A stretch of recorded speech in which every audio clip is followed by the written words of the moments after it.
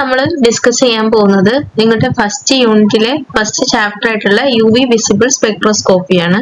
ഇനി നമ്മൾ ഈ ഒരു സബ്ജക്റ്റില് പല ചാപ്റ്റേഴ്സിലായിട്ട് പല സ്പെക്ട്രോമീറ്റേഴ്സിനെയാണ് പഠിക്കാൻ പോകുന്നത്. അപ്പൊ എന്താണ് സ്പെക്ട്രോസ്കോപ്പി എന്ന് ചോദിച്ചു കഴിഞ്ഞാൽ ഡെഫിനിഷൻ നമുക്ക് അറിഞ്ഞിരിക്കണം. അപ്പൊ പ്രാക്ടിക്കൽ എക്സാമിനൊക്കെ വൈവായിട്ട് ചോദിക്കാറുണ്ട് എന്താണ് സ്പെക്ട്രോസ്കോപ്പി എന്ന്. അപ്പൊ സ്പെക്ട്ര എന്ന് പറഞ്ഞു കഴിഞ്ഞാൽ ഇലക്ട്രോമാഗ്നറ്റിക് സ്പെക്ട്രനെയാണ് ഉദ്ദേശിക്കുന്നത്. അല്ലെങ്കിൽ എന്താണ് സ്പെക്ട്ര എന്ന് പറഞ്ഞു കഴിഞ്ഞാൽ ഒരു നമുക്ക് ഇലക്ട്രോമാഗ്നറ്റിക് റേഡിയേഷനുമായിട്ട് ഇലക്ട്രോമാഗ്നറ്റിക് റേഡിയേഷൻ എന്ന് പറഞ്ഞാൽ നമുക്കറിയാം ലൈറ്റ് ആണ്. ലൈറ്റിൽ ഒരുപാട് കമ്പോണൻസ് ഉണ്ട് എന്ന് വെച്ച് കഴിഞ്ഞാല് എല്ലാരും ലൈറ്റിലെ എല്ലാ കമ്പോണൻസും ട്രാവൽ ചെയ്യുന്നത് സെയിം വെലോസിറ്റി ആണ്. എന്ന് വെച്ചാൽ 3 × 10⁸ മീറ്റർ/സെക്കൻഡ് എന്ന് പറഞ്ഞിട്ടുള്ള വെലോസിറ്റി, ലൈറ്റിന്റെ വെലോസിറ്റിയിലാണ് എല്ലാ വേവ്സും ട്രാവൽ ചെയ്യുന്നത്. പക്ഷെങ്കിൽ അവരുടെയൊക്കെ വേവ് ലെങ്തും ഫ്രീക്വൻസിയും ഡിഫറെന്റ് ആണ്. അപ്പൊ ഡിഫറെന്റ് കമ്പോണൻസിനെ നമ്മൾ അവരുടെ വേവ് ലെങ്ത് അല്ലെങ്കിൽ ഫ്രീക്വൻസി റേഞ്ചിനനുസരിച്ച് നമ്മൾ ഡിഫറെന്റ് പേരിലാണ് വിളിക്കുന്നത്. അപ്പൊ ഇത്തരം ഡിഫറെന്റ് ഇലക്ട്രോമാഗ്നറ്റിക് റേഡിയേഷനെ നമ്മൾ അവരുടെ ഇൻക്രീസിങ് വേവ് ലെങ്തിലോ അല്ലെങ്കിൽ ഡിക്രീസിങ് ഫ്രീക്വൻസിയിലോ അറേഞ്ച് ചെയ്തതാണ് നമ്മൾ എന്ത് പറയുന്നത് ഇലക്ട്രോമാഗ്നറ്റിക് സ്പെക്ട്രം എന്ന് പറയുന്നത്. അപ്പൊ അതില് സ്പെക്ട്ര എന്ന് പറഞ്ഞു കഴിഞ്ഞാൽ ഈ ഒരു ഇലക്ട്രോമാഗ്നറ്റിക് സ്പെക്ട്രത്തിൽ ഏതെങ്കിലും ഒരു compound, for example 200 to 400 nanometre റേഞ്ചിലുള്ള വേവ് ലെങ്തിലുള്ള കമ്പോണന്റിനെയാണ് നമ്മൾ എന്ത് പറയുന്നത് യു വി റേഞ്ച് എന്ന് പറയുന്നത്. അപ്പം എന്ന് വെച്ചാൽ അൾട്രാ വയലറ്റ് റേഞ്ച്. അപ്പൊ ഈ ഒരു UV റേഡിയേഷൻ യൂസ് ചെയ്തിട്ട് നമ്മൾ മാറ്ററിനെ എക്സ്പോസ് ചെയ്യാണ്, അല്ലെങ്കിൽ UV ലൈറ്റ് കൊണ്ട് അതിനെ UV ലൈറ്റ് മാറ്ററുമായിട്ട് ഇന്ററാക്ട് ചെയ്യുമ്പോൾ നമുക്ക് അവിടെ അബ്സോർപ്ഷൻ ആയിരിക്കും സംഭവിക്കുക, അല്ലെങ്കിൽ എമിഷൻ അല്ലെങ്കിൽ അബ്സോർപ്ഷനോ സംഭവിക്കും. പക്ഷെ UV റേഡിയേഷന് നമ്മുടെ എലമെന്റ് ഇപ്പൊ ഏതാണോ നമ്മൾ യൂസ് ചെയ്യുന്ന കോമ്പൗണ്ട് അതിന്റെ പ്രോപ്പർട്ടിക്ക് അനുസരിച്ച് അത് അതിനെ അബ്സോർബ് ചെയ്ത് UV റേഡിയേഷൻ അബ്സോർബ് ചെയ്തിട്ട് അത് എക്സൈറ്റേഷൻ അല്ലെങ്കിൽ എക്സൈറ്റേഷനിലോട്ട് പോകും. എക്സൈറ്റേഷൻ എന്ന് പറയുമ്പോൾ എന്താണ്, ഇതിന്റെ ഗ്രൗണ്ട് സ്റ്റേറ്റിൽ നിന്ന് എക്സൈറ്റഡ് സ്റ്റേറ്റിലോട്ട് പോകും. അപ്പൊ ഈ എക്സൈറ്റഡ് സ്റ്റേറ്റിലോട്ട് പോകാൻ വേണ്ടിയിട്ട് അതൊരു പെർട്ടിക്കുലർ പോർഷൻ ഓഫ് നമ്മുടെ UV റീജിയൻ അബ്സോർബ് ചെയ്യും. ഇതിനെയാണ് അബ്സോർബൻസ് എന്ന് പറയുന്നത്. അപ്പൊ അതുപോലെ ഓരോ ഇലക്ട്രോമാഗ്നറ്റിക് റേഡിയേഷനുമായിട്ടും എങ്ങനെയാണ് മാറ്റർ ഇന്ററാക്ട് ചെയ്യുന്നതിനനുസരിച്ച് അത് എന്തിനെ ഡിപ്പെൻഡ് ചെയ്യുന്നത്, ആ ഒരു കോമ്പൗണ്ടിന് അല്ലെങ്കിൽ ആ ഒരു മോളിക്യൂളിന്റെ പ്രോപ്പർട്ടിക്ക് അനുസരിച്ചായിരിക്കും ഉണ്ടാവും എങ്ങനെയാണ് ഇന്ററാക്ഷൻ എന്നുള്ളത്. അപ്പൊ ഈ ഇന്ററാക്ഷൻ അനുസരിച്ച് നമുക്ക് കോമ്പൗണ്ട് ഐഡന്റിഫൈ ചെയ്യാൻ അല്ലെങ്കിൽ അതിന്റെ ബോണ്ട് പ്രോപ്പർട്ടീസ് മനസ്സിലാക്കാൻ,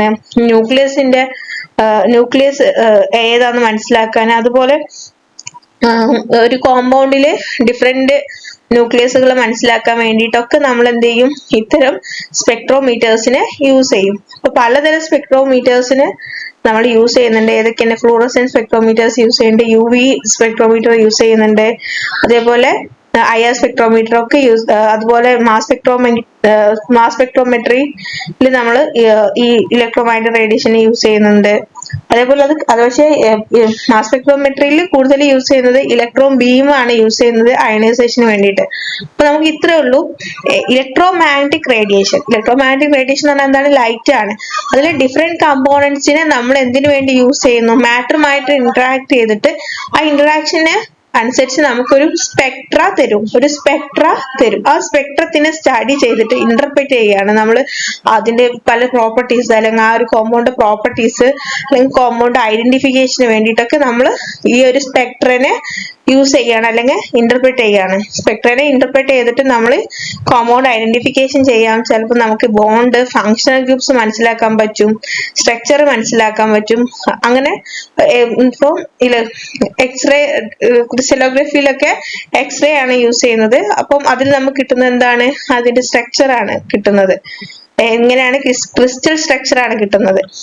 അപ്പൊ അങ്ങനെ ഡിഫറെന്റ് സ്പെക്ട്രോമീറ്ററിൽ നമുക്ക് ഡിഫറെന്റ് പ്രോപ്പർട്ടീസ് സ്റ്റഡി ചെയ്തിട്ട് നമുക്ക് ആ കോമ്പൗണ്ടിനെ ഐഡന്റിഫൈ ചെയ്യാൻ പറ്റും. അപ്പോൾ എന്താണ് സ്പെക്ട്രോസ്കോപ്പി എന്ന് വെച്ചാൽ ഇത്രേ ഉള്ളൂ. ഇലക്ട്രോമാഗ്നറ്റിക് റേഡിയേഷനുമായിട്ട് മാറ്റർ ഇന്ററാക്ട് ചെയ്തിട്ട് കിട്ടുന്ന സ്പെക്ട്രനെ സ്റ്റഡി ചെയ്യുന്നു അല്ലെങ്കിൽ ഇന്റർപ്രറ്റ് ചെയ്യുന്നു, അതിനെയാണ് സ്പെക്ട്രോസ്കോപ്പി എന്ന് പറയുന്നത്. നമ്മളിപ്പം ഇവിടെ മെയിൻ ആയിട്ടും നമ്മുടെ ഈ ഒരു ചാപ്റ്ററിൽ കൺസേൺ ചെയ്യുന്നത് UV വിസിബിൾ സ്പെക്ട്രോമീറ്റർ ആണ്. അതില് UV visible spectroscopy എന്ന് പറഞ്ഞാൽ എന്താണ്? is concerned with the study of absorption of UV or visible radiation whose wavelength range from 200 to 800 nanometer. അപ്പൊ UV visible എന്ന് പറയുമ്പോൾ UV region എന്ന് പറയുന്നത് 200 to 400 ആണ്. പക്ഷെ 200 to 800 എന്ന് പറയുമ്പോൾ അതിൽ എന്തുണ്ട്? 400 to 800 എന്ന് പറഞ്ഞാൽ നമുക്കറിയാം എന്താണ്? വിസിബിൾ റീജിയൻ ആണ്. അപ്പൊ 200 to 800 എന്ന് പറയുമ്പോൾ UV visible spectroscopy. അതുപോലെ visible spectroscopy എന്ന് പറയുമ്പോൾ 400 to 800. അതുപോലെ അൾട്രാവയലറ്റ് സ്പെക്ട്രോസ്കോപ്പി എന്ന് പറയുമ്പോൾ 200 to 400.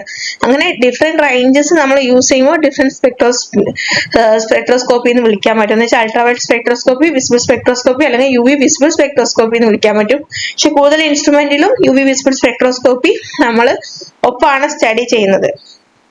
അതുകൊണ്ട് തന്നെ UV visible spectrometers ആണ് നമ്മുടെ കയ്യിൽ മിക്കപ്പോഴും നമ്മുടെ കോളേജിലൊക്കെ ഉള്ള ഇൻസ്ട്രുമെന്റ്സ് എന്ന് പറയുന്നത് UV visible spectrometers ആയിരിക്കും. ഈ സ്ലൈഡിൽ ജസ്റ്റ് കാണിച്ചിട്ടുള്ളത് wavelength range of UV radiation അല്ലെങ്കിൽ വിസിബിൾ റേഡിയേഷന്റെ റേഞ്ച് ആണ് പറഞ്ഞിട്ടുള്ളത്. അപ്പൊ UVയുടെ റേഞ്ച് എന്ന് പറയുന്നത് 200 to 400 ആണ്. വിസിബിൾ റേഡിയേഷന്റെ റേഞ്ച് എന്ന് പറയുന്നത് 400 to 800 നാനോമീറ്റർ ആണ്. അങ്ങനെയാണെങ്കിൽ UV വിസിബിൾ റേഞ്ച് എന്ന് പറയുമ്പോൾ എന്തായിരിക്കും? 200 to 800 ആയിരിക്കും. അപ്പൊ അത്രയേ ഉള്ളൂ. അതാണ് ഈ ഒരു പറയുന്നത്. ഇനി ഈ ഒരു സ്ലൈഡിൽ നമ്മൾ പറയാൻ പോകുന്നത് ഇലക്ട്രോമാഗ്നറ്റിക് റേഡിയേഷൻ എന്താണെന്നാണ്. ഇലക്ട്രോമാഗ്നറ്റിക് റേഡിയേഷൻ എന്ന് പറയുമ്പോൾ നമുക്കറിയാം ലൈറ്റിലെ ഡിഫറെന്റ് കമ്പോണൻസിനെയാണ് ഇലക്ട്രോമാഗ്നറ്റിക് റേഡിയേഷൻസ് എന്ന് പറയുന്നത്. അപ്പം എപ്പോഴും ഇവർക്ക് വേവ് നേച്ചർ ഉണ്ട്, പാർട്ടിക്കിൾ നേച്ചർ ഉണ്ട്. നമ്മൾ പാർട്ടിക്കിൾ നേച്ചർ പറയുമ്പോൾ നമ്മൾ പറയും എല്ലാം HNU എന്ന് പറഞ്ഞിട്ടുള്ള ഒരു എനർജി പാക്കറ്റ്സ് ആയിട്ടാണ് ഇവർ ട്രാവൽ ചെയ്യുന്നതെന്നൊക്കെ പറയും അല്ലെ.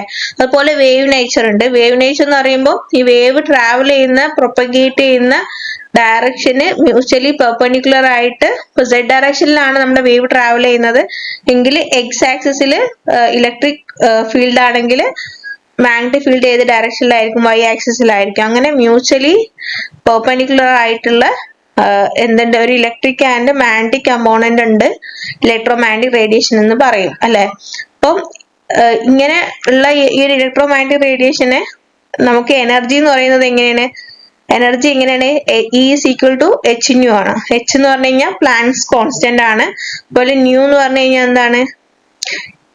HNU എന്ന് പറഞ്ഞു കഴിഞ്ഞാൽ ഫ്രീക്വൻസി ആണ്. അപ്പൊ C എന്ന് പറഞ്ഞു കഴിഞ്ഞാൽ വെലോസിറ്റി ഓഫ് ഇലക്ട്രോമാഗ്നറ്റിക് റേഡിയേഷൻ ആണ്. C is equal to lambda new എന്ന് വെച്ചാൽ wave length into frequency multiply ചെയ്യുമ്പോഴാണ് നമുക്ക് എന്ത് കിട്ടുന്നത്? വെലോസിറ്റി കിട്ടുന്നത്.